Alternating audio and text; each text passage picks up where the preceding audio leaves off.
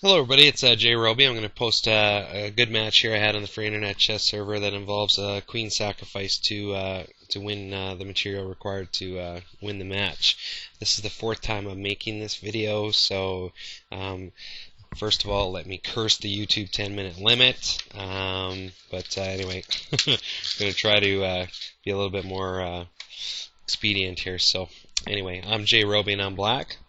So the opening here is king's pawn, pretty standard. He's going for that bishop attack, and he plays d3. So I just go bishop to c5. Now from here, he tries to land the bishop attack. I just push up the pawn to d5. He takes, I take. He can't really take here. Well, he could, but if he does, I have just a commanding grab of the center. Queen, bishop, knight, pawn. Versus one knight and one little pawn here. So that would be a really bad move on his behalf. So what he does is he comes in now, knight to f7. I don't think this was much better, but he does prevent me from castling. So that could have been his strategy. It's tough to say. So from here, he plays queen now to f3. And when I was looking at this, I figured that a trade would be really good here, because if he comes down and takes like that, I can reconnect my e-pawn with the supporting pawn and have a buffer down the f file for my pawn or my king, and then as well at the same time open up the g. So I thought it was an excellent opportunity to trade. That didn't help his development at all, but helped mine substantially. He just plays bishop takes knight now though. So I go bishop to e6. He takes and I take with the king. Now he plays queen to g3, so I go into knight to d4 now, threatening the check and rook take. So he goes king to d1. He makes the decision that he's not going to castle. So from here now, I play rook to f8, threatening a nice attack here and a queen trade. He plays pawn to f3 to avoid that. And now I go pawn to e4. I realize I'm not going to be connecting this pawn anytime soon, and I want to open up access for my queen, as well as just kind of put the rest of my pawn hopes on my two pawn islands and not have two pawn islands and isolated pawn. So he goes rook to e1 here, and I go king to d7, and he takes now. So I go knight to f5, attacking the queen, forcing the queen to move, although it does pin my knight down for the short term. So I go rook to e8 now. I want to trade this rook off. Whenever I see a rook, a queen, and a bishop that can work together in the middle ranks, it's a problem that I have to take care of. So he plays knight to c3. I play bishop to b4. Possibly a little blunder on my behalf, because his rook can take the bishop. However, by doing so, he would give access along the e file to the king. So it's tough to say. I don't know. I might have just taken the bishop and relied on my knight here and bishop and things to prevent an attack there. So anyway, he plays bishop to d2. So I just take the rook now. I want to get it out of there. He takes with pawn. I move my queen over. He takes the knight, and I take with the rook. Now I've got two open files here to his king, who is not in a castle position. So it's a problem. He plays a good move here. He plays g2 or g3. This lets his queen defend f1. Now let's say he didn't do that. Let's say he goes pawn here attacking bishop. I now have an attack that's going to net me a whole lot of material. Just like that. He goes down a bishop and a rook. So he definitely doesn't want to get into that. So his move g3 with the pawn was really good and stopped that attack for the short term. So I want to get rid of that queen off that square, so I go h5 now with my pawn. He attacks the bishop now, so I just take the knight. Usually I don't trade a knight for a bishop or a bishop for a knight anymore, but in this case his knight had access to some pretty vital squares here that could lead to checks on my king and a pretty big problem when it's supported by a queen here. So I just take and he takes, and now I go pawn to g5. He goes pawn to b4. and I line up my queen and rook on the same file.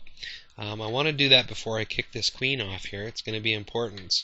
And when I'm down material, I'm down a bishop and a pawn right now. I want to make sure that at least what I have is being used as much as it can be. So he plays king to d2 now, opening up the home rank for his rook. And now I do the queen move. Now his queen doesn't have a lot of options. His queen could go to h4, but it limits what he can do with it, because now all of a sudden he's blocked by his own pawn. So really, he doesn't have a lot of options. He could move here, but he's just going to lose the queen, lose the rook, and we're a queen bishop, so that's not a great move for him either. So he doesn't really have a lot of choices. So he goes to g2, which allows him to still have access to some of the play area with his queen. However, this just lets me land a check, forcing the queen to take my rook, and I take his queen. So I'm still down material though, but not much though. I think it might even be equal right now.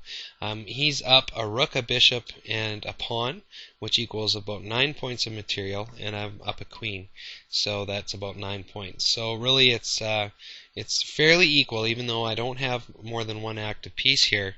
It is a queen, and that's, if you're only gonna have one, might as well be the queen. So he goes now king to c1. I check. He moves back. With a good move, b2. That means that basically I can't take that rook, so I get into position to take the pawn. He protects this one pawn, and if you look at his rook from this perspective here, he has no access with his rook right now. It would take 3 moves from any direction to get this rook out of there. So the rook is a non-factor at the moment. So I just take the weak pawn, and he pushes to a4 with his pawn, and now I go to h4. He takes, and I block the bishop from influencing this pawn here, buffering the queen from this bishop. He goes to a5. Now, I decided not to take the pawn here right now. What I decided to, because it would take too many moves, I take the pawn, then I have to move my queen away from the pawn so that when I move the pawn, the bishop can't kill the queen. So that's like 2 or 3 moves. And in that amount of time, he'd have a lot more time to develop his rook into action. For the most part, his rook has been a non-factor. So I go pawn to g2, and he goes bishop to f2, protecting this square and giving his rook access along the whole home rank for him. So I go queen to e5, check, make him put his king over there, and I attack the bishop. He just moves the bishop though to g1, and I go to attack the pawn now. He backs it up, so I can see the redundancy of that. So I give up on any kind of ambitions for this pawn for the short term. So I land a check. He moves his king, and I push up my pawn now, preventing his pawns from doing anything right away in the short term. Now his rook, he's only got one file that he can access the play area, and that's along the e file. It's really no benefit for him to put his rook here on g1, because if he does take the pawn, he loses the rook. And it would take him 2 moves to go to h1 over here, and then come down to h3 to gain access to the board. So my opponent plays e1, and I see an opportunity here, so I reposition my queen to c6. He plays pawn to h5. I come in and I check. And I think one of the reasons he wasn't too concerned about his rook was because the bishop was protecting the rook from a diagonal attack. However, there's a problem there. After the check, take the rook. He takes queen, promote, and now I've won the rook and got the queen. So I'm in a solid material position now. So I just work towards cleaning things up. And every pawn that he offers, I take. I just don't want to risk any kind of promotion. And from this point, I know I could just promote that pawn, but I think it's better practice to work on queen, king, checkmate. Just like it's good practice to work on king, rook, checkmate. And there's the checkmate. So it was a good game, and I think the queen move to win the bishop was definitely instrumental in the win on this one. So take care. Hope you enjoy the video.